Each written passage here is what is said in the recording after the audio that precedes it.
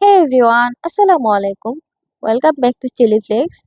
আজকে আপনাদের সাথে শেয়ার করছি আমার শাশুড়ি মায়ের হাতে খুব মজাদার একটা নাস্তা, গরুর মাংসের চপ। তো চলুন আর কথা না বাড়িয়ে ভিডিও শুরু করা যাক। প্রথমেই পেঁয়াজটা ভেজে নিয়েছি তেলে, এরপর দিয়ে দিব পানি এবং সব মশলাগুলা।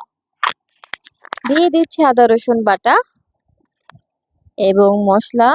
এটা হলুদের গুঁড়া, ধনিয়া গুঁড়া ও মরিচের গুঁড়া একসাথে আছে এবং আমি আরেকটু মরিচের গুঁড়া দিয়ে দিচ্ছি ঝালের জন্য। দিয়ে দিলাম আস্ত গরম মশলা ও পরিমাণ মতো লবণ দিয়ে এটা একটু কষিয়ে নিয়ে দিয়ে দিব ছোট ছোট করে কেটে রাখা গরুর মাংস।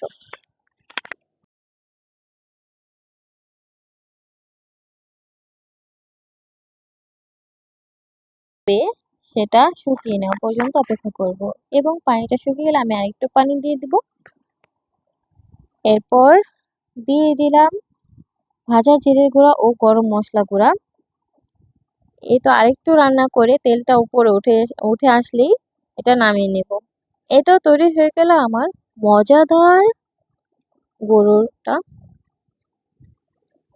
দেখেন দেখতে কি সুন্দর হয়েছে। আমি আলুটা সেদ্ধ করে নিয়েছি এবং আলুতে দিয়ে দিলাম লবণ পরিমাণ মতো, গোলমরিচের গুঁড়া, চিলি ফ্লেক্স দিয়ে এটা ভালো করে মেখে নেব। আরেকটা সাইডে আমি তৈরি করে নিলাম ডিমের একটা ব্যাটার, দিয়ে দিয়েছি লবণ ও শুধু গোলমরিচের গুঁড়া দিয়ে ফেটে নিয়েছে। এরপর আমরা চপটা বানিয়ে নিব। দেখুন ভালো করে লক্ষ্য করে কিভাবে করছি। এইভাবে করে প্রতিটা চপ তৈরি করে নিব আগে। এটা দেখতে যত সুন্দর, খেতেও অসাধারণ মজা হয়। তো সবগুলা তৈরি হয়ে গিয়েছে। এবার ডিমের কোলায় ডুবিয়ে বিস্কুটে কোট করে সবগুলো একসাথে রেখে দিব এবং এটা সবগুলো তৈরি করে একটা সাইডে রেস্টে রেখে দিব কিছুক্ষণ। এভাবে আপনারা ফ্রিজেও রেখে দিতে পারেন এবং 1 মাস পর্যন্ত সংরক্ষণ করে রাখতে পারেন ডিপ ফ্রিজে। এবার সবগুলো চপ ভেজে নিব।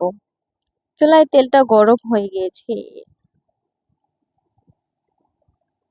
গরম তেলে ডুবো তেলে ভেজে তুলে নেব। ভিডিওটা আপনার কাছে কেমন লাগলো অবশ্যই কমেন্ট করে জানাবেন এবং শেয়ার করে অন্যকেও দেখার সুযোগ করে দেবেন এই সুন্দর রেসিপিটি। এই তো তৈরি হয়ে গেল আমার মজাদার গরুর মাংসের চপ। আজকের মতো এ পর্যন্তই। দেখা হচ্ছে আবার নতুন কোনো ভিডিওতে। সেই পর্যন্ত সবাই ভালো থাকবেন, সুস্থ থাকবেন। আল্লাহ হাফেজ।